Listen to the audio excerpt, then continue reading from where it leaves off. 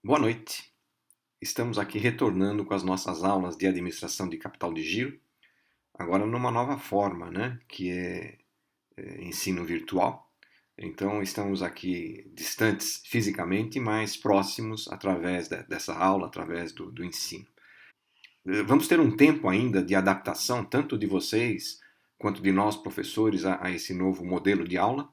Então, nessa primeira semana, na semana seguinte também, vamos utilizar os recursos que nós temos disponíveis aqui, fazendo os vídeos, apresentando as aulas, colocando alguns textos para a leitura de vocês.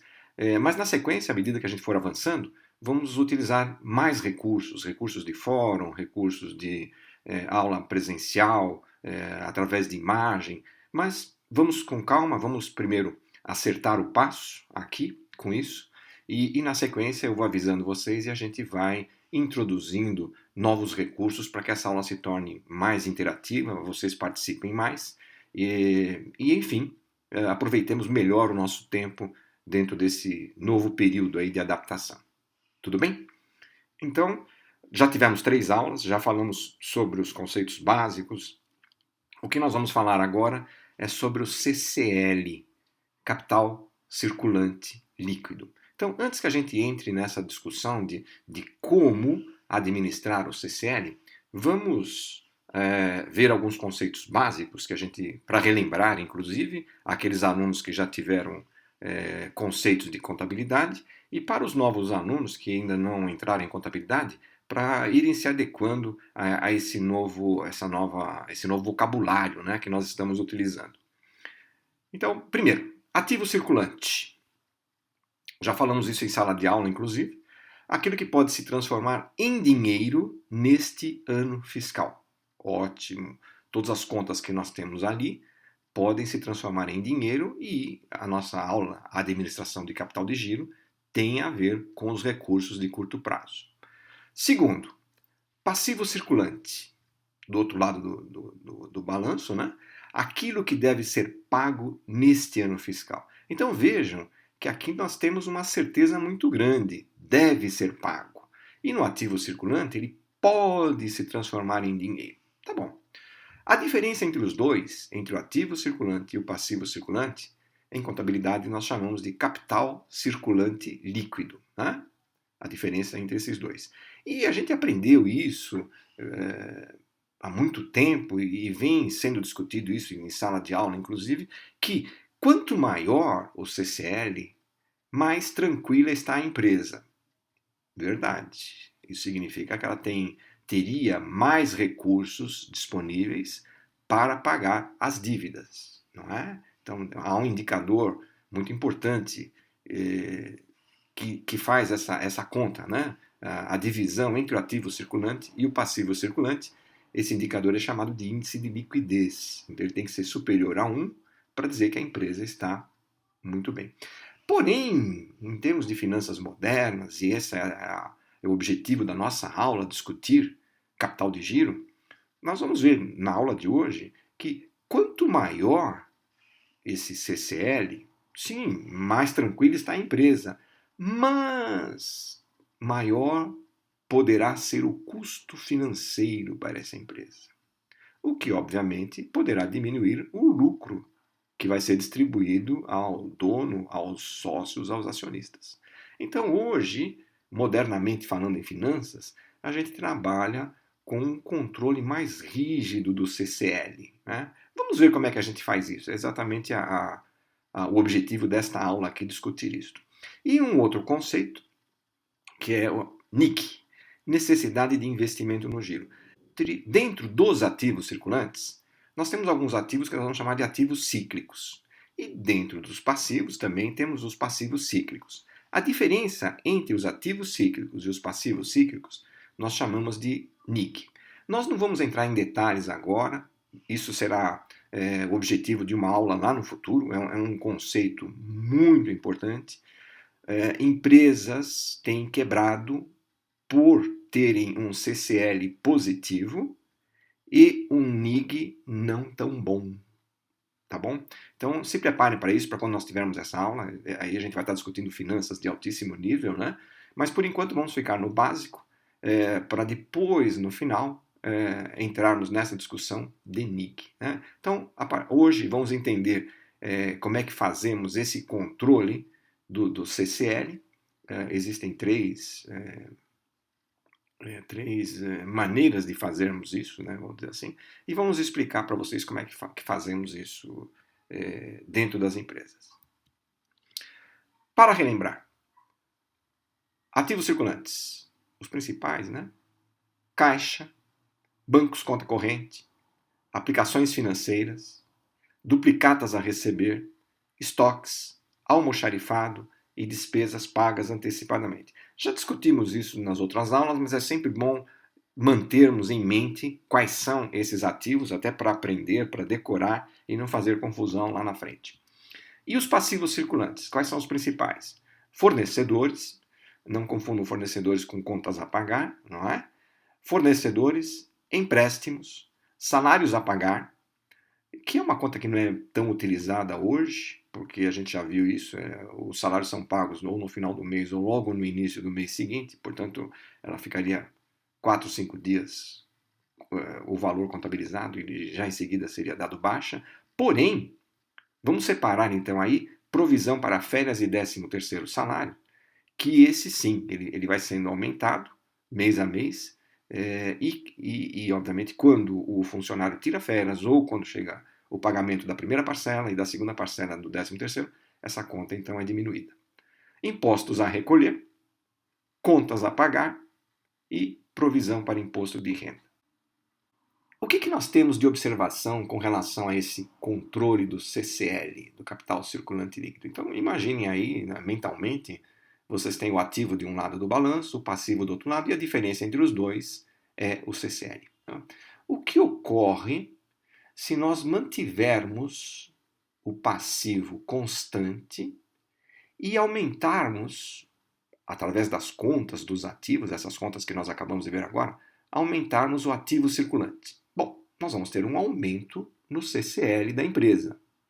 O que isso acarreta para a empresa? Então, primeiro, vamos lá, falando de aumento nos ativos, o retorno e o risco decrescem.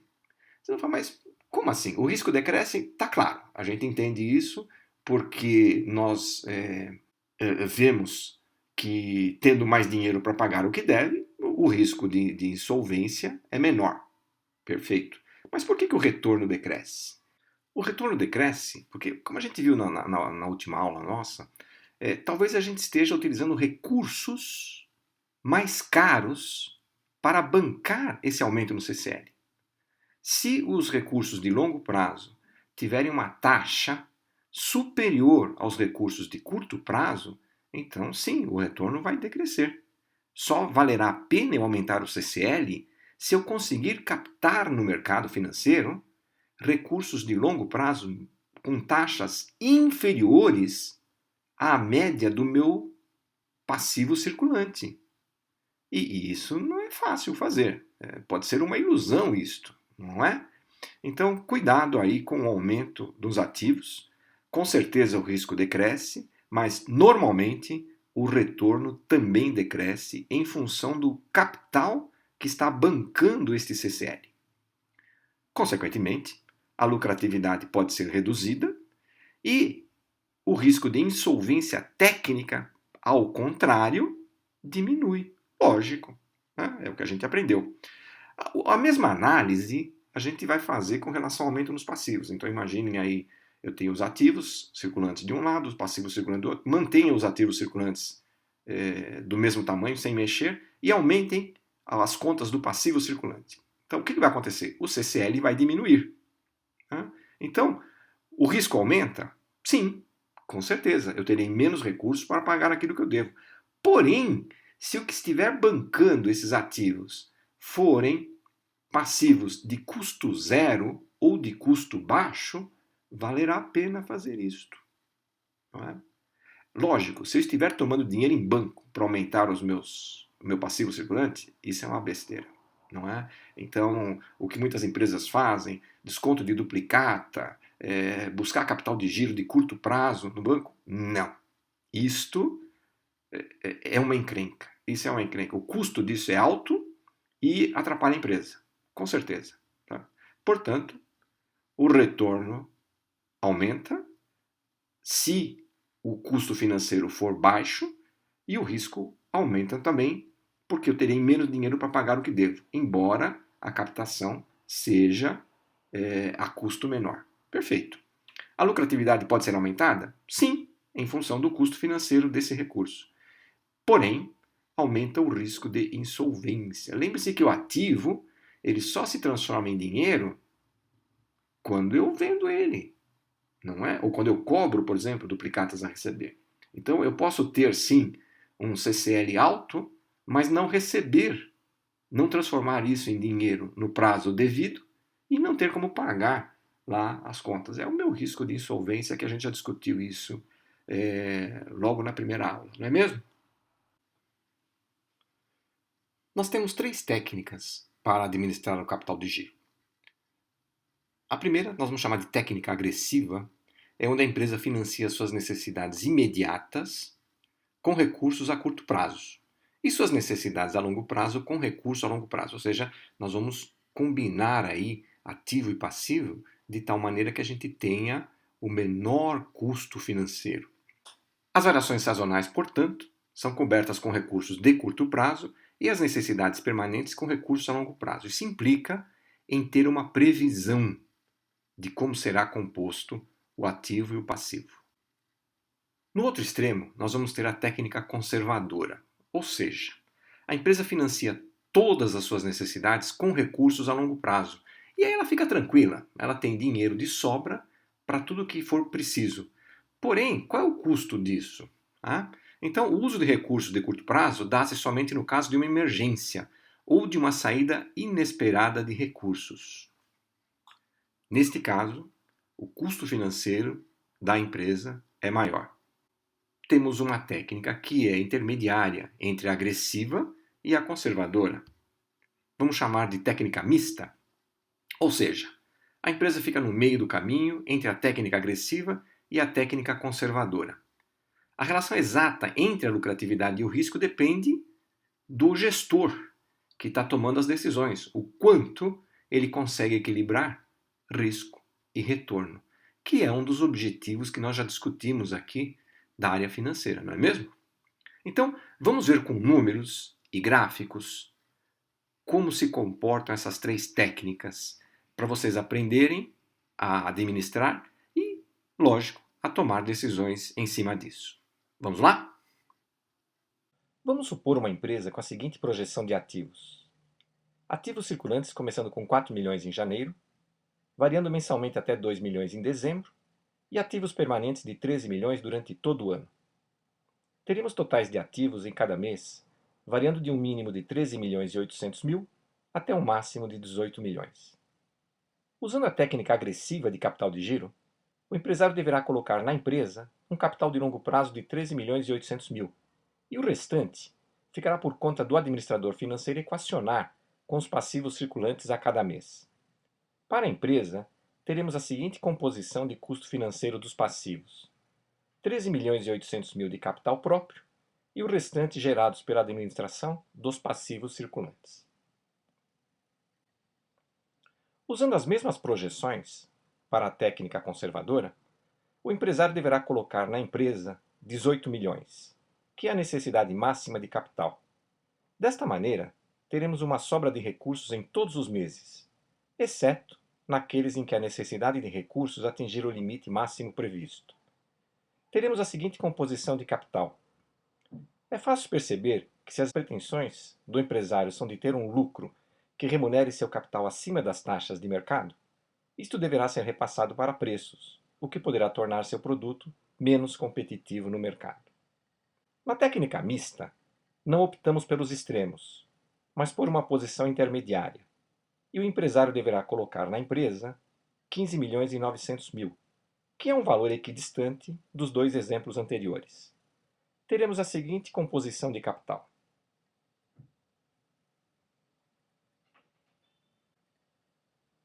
Concluindo, na técnica agressiva, a empresa financia suas necessidades imediatas com recursos a curto prazo e suas necessidades a longo prazo com recursos a longo prazo.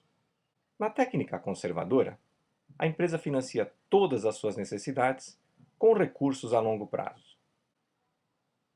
E na técnica mista, a empresa fica no meio do caminho entre a técnica agressiva e a técnica conservadora.